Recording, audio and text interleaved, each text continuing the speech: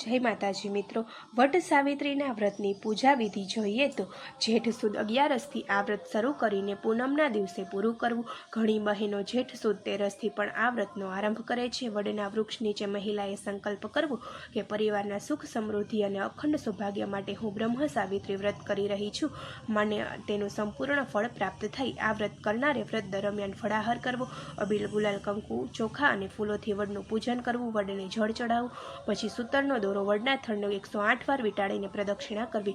પ્રદક્ષિણા વેળાએ નમો વિવત્સાય મંત્રનો જાપ કરવો, સાથે પોતાના પતિના દીર્ઘાયુષ્ય માટે પ્રાર્થના કરવી। વડને જળ ચડાવતી વેળાએ આ પ્રાર્થના કરવી: વટ સિંચામી તે મૂલમ સલિલેરુ મૃતોપમે યથા શાખા પ્રશાખા ભીર વૃદ્ધોસી ત્વમ મહિતલે તથા પુત્રશ્ચ પૌત્રશ્ચ સંપન્ન કુરુમાં સદા। વ્રત કરનારે આ દિવસોમાં સતી સાવિત્રીની કથા વાર્તા સાંભળવી। વ્રત પૂરું થયા પછી સૌભાગ્ય સ્ત્રીઓને કંકુના ચાંદલા કર્યા પછી જમવું। જય સાવિત્રી માતા।